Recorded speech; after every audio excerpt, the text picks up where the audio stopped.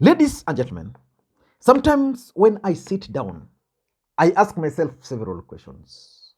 How did William Ruto manage to defeat Uhuru Kenyatta, who was a sitting president, Raila Odinga, who has enjoyed near fanatical support in the country, how he managed to defeat Gideon Moi, and the entire system to become the 5th president of the Republic of Kenya? And my answer is always one. This gentleman underrated William Samoei Arap Ruto.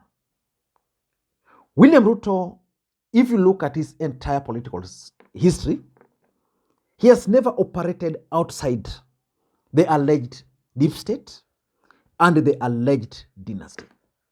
So which means William Ruto understood the deep state, he understood the dynasty.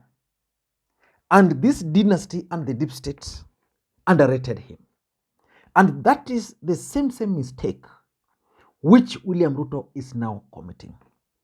William Ruto is now underrating the influence and the power of the alleged dynasty. And for those who follow the politics of this country, for close to 3 good months, William Ruto has been baying for the blood of Uhuru Kenyatta. But Uhuru Kenyatta has remained silent. And the other day he withdrew his security and he came up with the idea of tax evasion, which got response from none other than Ngina Kenyatta. And then it was expected that during their usual Sunday rallies, William Ruto was expected to continue digging in. But if you listen to their speeches, William Ruto changed his strategy. In this video, I want us to look at why William Ruto has actually been forced to change tact after he made the blunder on the Kenyatta family. Before we do that, for those who are watching this channel for the first time, what we do is that we analyze politics in a way you can't find any other place. So the best thing you can do is to click that subscribe button now. And to the subscribers, I want to continue thanking you guys for your continued support. Because without that support, this channel cannot be where it is. Now, let me ask you this question before we proceed. Do you think Raila Odinga, in his latest strategies, can reclaim his victory? Do you think Raila Odinga can reclaim his victory? Or are these strategies actually part of his 2027 political scheme? Let me know in the comment section. Now, why do I strongly believe that William Ruto has changed his strategy? In their rally in the church yesterday, William Ruto never mentioned Uhuru, he never mentioned Raila, Rigathi never mentioned Raila, never mentioned Uhuru. Rigathi actually just, as a by the way, mentioned Raila. But in their usual characteristics, these guys would have made Uhuru and Raila their pet subject, which means they have actually changed strategy. Why do you think they've been forced to change strategy? Number one, in my view, is that response from Ngina Kenyatta. None of these guys expected Ngina Kenyatta to actually come out in the open and challenge them. You know, they've been attacking Uhuru. Uhuru has maintained silence. And that silence by Uhuru Kenyatta was actually also bothering them. Because how do you respond to someone? I mean, how do you attack someone and it's not responding? It just reminds me of Miguna attacked Raila Odinga. Raila Odinga never responded to him. He went and published the first book. Raila Odinga never responded to Miguna. The second book, Raila never responded. The third, the fourth, then he came and worked with Raila Odinga. Then again, they fell out, he was deported. Again, he started attacking Raila Odinga throughout. Up to this stage, Raila Odinga has never bothered to respond to Miguna. How do you think Miguna is feeling that you attack someone for over 10 years without a single response? So this is exactly what was happening. These guys expected Uhuru Kenyatta to respond. Uhuru has never responded. Then, shockingly, Ngina. The moment Ngina responded, it means now the equation changed. Ngina is an old man. How do you think William Ruto would be viewed by Kenyans when, like, for example, he was going there now to respond directly to Ngina Kenyatta? Number two, Ngina Kenyatta is the the founding mother of the nation. Again, naturally, you'd expect a sitting president to respect her. Again, if you look at it critically, Mama Ngina Kenyatta at some point prayed over the heads of William Ruto. So I think those are some of the things which scared Ruto, and he said, okay, now that's a no-go zone. Number two, I strongly believe that the church intervened.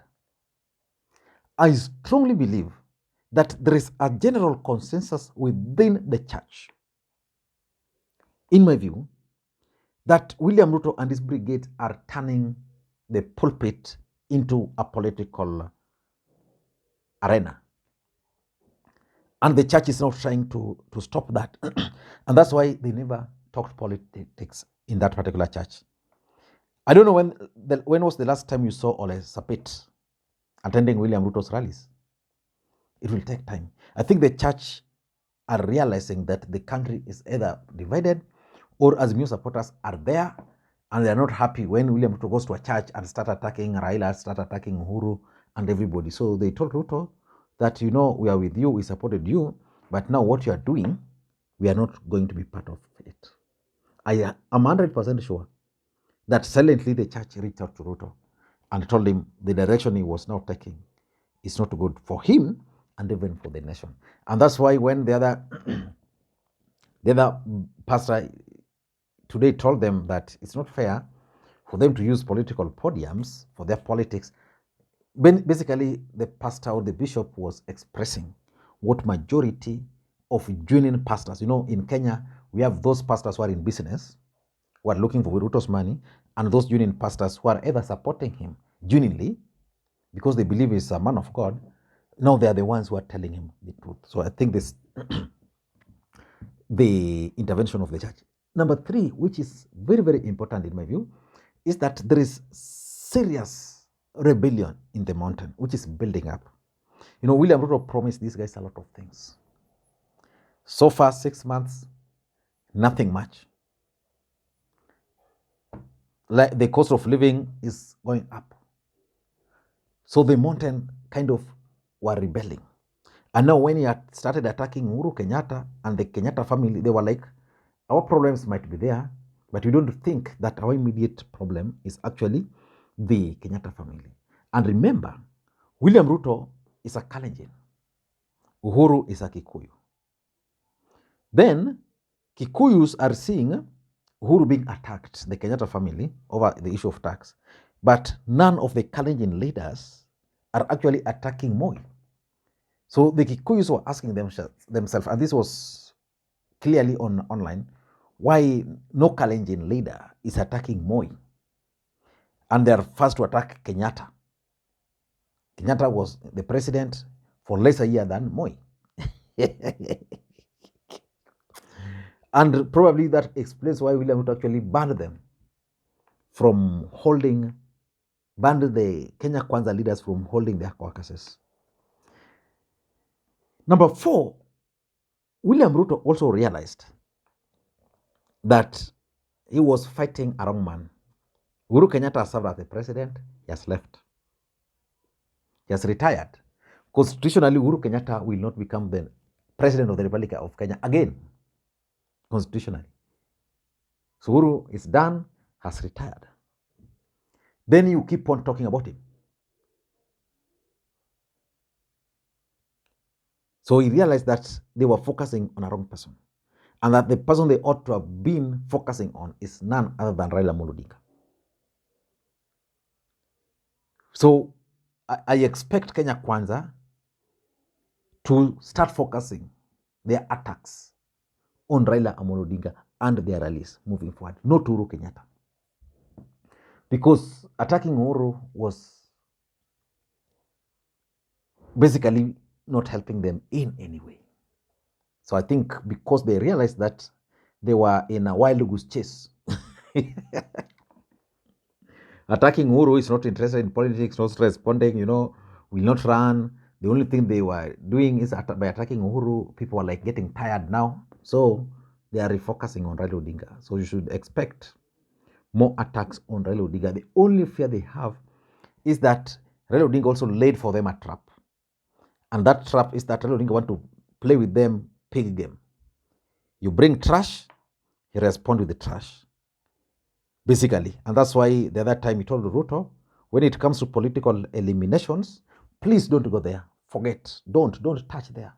Don't say, oh, people are planning to eliminate Chebukati. Tell us, you know something about Chebei. You know something about... So they didn't want also a situation where Raila Odinga was going to respond directly. But they'll be focusing more now on Raila and not Uhuru. The fifth reason why they've basically lowered their own temperature is that the intelligence report. The intelligence report told them the mountain was not happy. The intelligence report told them that Azimio was actually doing what they were doing to provoke them. The intelligence reports told them that by responding, he was increasing the political temperature, and that if he lowered it, then the temperature will automatically come down. So the political situation report by the intelligence is actually what informed them. Because do you think Rigathi Gachagua can miss an opportunity to attack to attack Uhuru Kenyatta? And lastly, William Ruto promised Kenyans that he was not going to weaponize the war on corruption. By coming up with the issue of tax and attacking and targeting Kenyatta's, targeting Moi and his opponents, when some of his members whom he has appointed are known tax evaders, was sending a wrong signal to the country. So I think they are now doing some ukarabati, then they'll be coming up with it. But it was appearing as if they were weaponizing the war on corruption, which was not really what they promised Kenyans in the last election. I don't know what you think. That's my take. Thank you, guys, and may you have a good day until next time. Bye-bye.